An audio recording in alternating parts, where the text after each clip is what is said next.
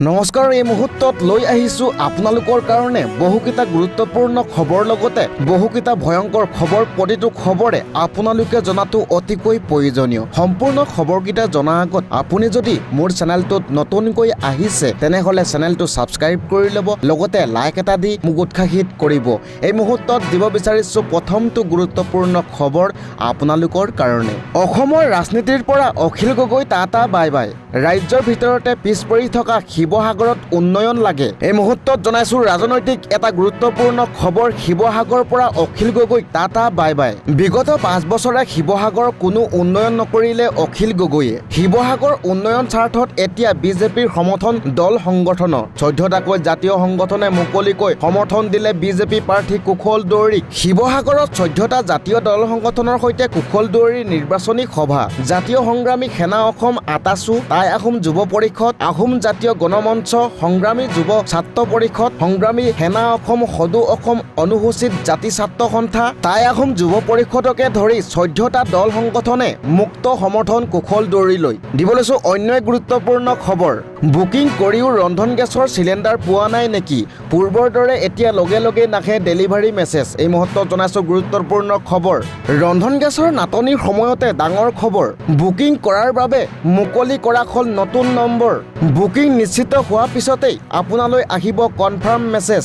ইয়াৰ পিছতহে এজেঞ্চিৰ পৰা ডেলিভাৰী দিয়াৰ বাবে দ্বিতীয়টো মেছেজ আহিব। চিলিণ্ডাৰ পোৱাৰ পিছতহে আপুনি শ্বেয়াৰ কৰিব পাৰিব DAC নম্বৰ। এই মেছেজ অহাৰ পিছতো যদি আপুনি চিলিণ্ডাৰ নেপায় তেন্তে দিয়ক আপুনি অভিযোগ। বুকিং কৰাৰ বাবে মুকলি কৰা হৈছে দুটাকৈ নম্বৰ। প্ৰথম নম্বৰটো হৈছে 8927225667 আৰু দ্বিতীয়টো হৈছে 8391990070। IOCLৰ তৰফৰ পৰা মুকলি কৰা হৈছে এই দুটা নম্বৰ। দিব লৈছো অন্য গুৰুত্বপূৰ্ণ খবৰ আপোনালোকৰ কাৰণে আজিৰ দিনটোৰ। 7 এপ্ৰিলৰ পৰা 9 এপ্ৰিললৈ আৰু 4 মে'ত ড্ৰাই ডে ঘোষণা।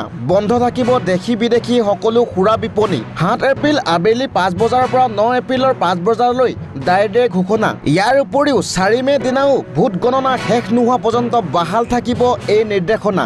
হোটেল, ৰাজহুৱা ভোজালয়, ক্লাব, সুৰাৰ দোকান, পাইকাৰী গুদাম আৰু বটলিং ইউনিটসমূহ সম্পূৰ্ণৰূপে বন্ধ ৰাখিব লাগিব। আইন উলংঘা কৰিলে লোৱা হ'ব কঠোৰ ব্যৱস্থা। বিধানসভা নিৰ্বাচনৰ প্ৰতি লক্ষ্য ৰাখি প্ৰশাসনে ঘোষণা কৰিছে ড্ৰাই ডে। দিব লৈছো অন্য গুৰুত্বপূৰ্ণ খবৰ। নিৰ্বাচনৰ প্ৰচাৰ মাজতে চৰাইদেউত অঘটন। 2 বিজেপি কৰ্মীৰ মাজত প্ৰচণ্ড মাৰপিটত নিহত এজন। লাঠিৰে মৰিয়াই হত্যা বিজেপি কৰ্মী ফুটকন বৰাক। বিজেপি কৰ্মী তিলেশ্বৰী মুৰ্মুৰ বিৰুদ্ধে হত্যাৰ অভিযোগ। অভিযুক্ত তিলেশ্বৰী মুৰ্মুক আটক। বৰহাট আৰক্ষীৰ বৰহাটৰ উত্তৰ চুমদাৰত এই ঘটনা সংঘটিত হয়।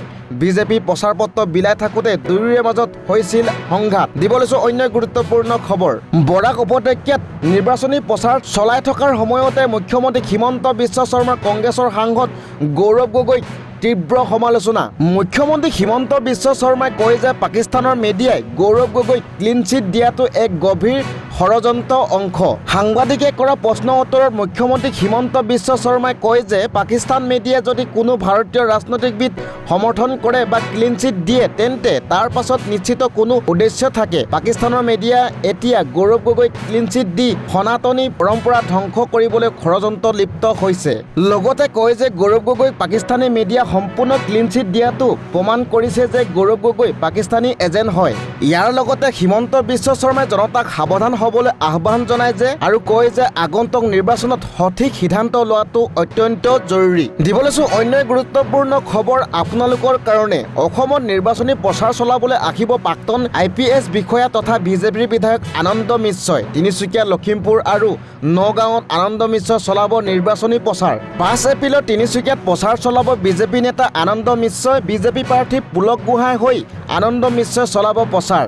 6 এপ্ৰিলত লখিমপুৰত নিৰ্বাচনী প্ৰচাৰ চলাব আনন্দ মিশ্ৰই। লখিমপুৰ বিজেপি প্ৰাৰ্থী মানৱ ডেকাৰ হৈ চলাব প্ৰচাৰ। আৰু ইয়াৰ লগতে 7 এপ্ৰিলত নগাঁৱত নিৰ্বাচনী সভাত অংশ ল'ব আনন্দ মিশ্ৰই। নগাঁৱত বিজেপি প্ৰাৰ্থী ৰূপক শৰ্মাৰ হৈ প্ৰচাৰ চলাব প্ৰাক্তন IPS বিষয়াগৰাকীয়ে। উল্লেখযোগ্য যে অসমৰ সৈতে আনন্দ মিশ্ৰৰ আছে এক এৰাব নোৱাৰা সম্পৰ্ক।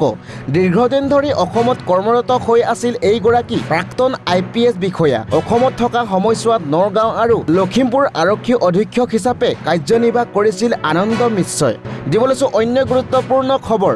ব্যৰ্থ হৈছে মুখ্যমন্ত্ৰী এটাৰ পাছত এটা নিৰ্বাচনী ৰণনীতি গো মাংসক নিৰ্বাচনী ইছ্যু কৰিবলৈ ব্যাপক চেষ্টা মুখ্যমন্ত্ৰীৰ গো মাংসৰ ৰাজনীতিৰে নিৰ্বাচনী বৈতাৰণি পাৰ হোৱাৰ অংক মুখ্যমন্ত্ৰী গো মাংস খোৱাৰ লোকক ভোট দিব নালাগে বুলি মন্তব্য আগবঢ়াইছে অসমত আইন অনুসৰি ৰাজহুৱা স্থানত গো মাংস খাব নোৱাৰে গো মাংস খালে 3 বছৰ জেল হ'ব এই মন্তব্য কৰাৰ পাছত মুখ্যমন্ত্ৰীক আক্ৰমণ বিৰোধী দলৰ কিমান নিকৃষ্ট হ'লে এনেধৰণৰ ৰাজনীতি কৰিব পাৰে এগৰাকী মুখ্যমন্ত্ৰীয়ে কুংকিৰ যুক্তিৰ সৈতে বলে নোৱাৰি কুংকিৰ মাতৃক ব্যক্তিগত আক্ৰমণ কৰিছে হিমন্ত বিশ্ব শৰ্মাই নিজৰ জীয়ৰীক সমবয়সৰ যুৱনেত্ৰী কুংকি চৌধুৰীক আক্ৰমণ লক্ষ্য নিৰ্লজ্জ মুখ্যমন্ত্ৰী বনিয়া প্ৰাৰ্থীৰ পক্ষত থিয় হৈ মুখ্যমন্ত্ৰীৰ বাতুলামি খিলঞ্জীয়া প্ৰাৰ্থী কুংকিৰ বিৰুদ্ধে একো নেপাই কুংকিৰ মাতৃ সুজাতা গুৰুং চৌধুৰীক লৈ এনে মন্তব্য নিকৃষ্ট মন্তব্য নিৰ্লজ্জ মুখ্যমন্ত্ৰী হিমন্ত বিশ্ব শৰ্মা কুংকিক গুৱাহাটীবাসী ৰাইজে আঁকোৱালি লোৱা টোপনি সৰিছে মুখ্যমন্ত্ৰী হিমন্ত বিশ্ব শৰ্মা নিজৰ ভৰি মাটি হেৰুৱাব বুলি কম্পমান হিমন্ত বিশ্ব শৰ্মা এনেদৰে এতিয়া বিৰোধী দলে মুখ্যমন্ত্ৰীক আক্ৰমণ কৰিছে।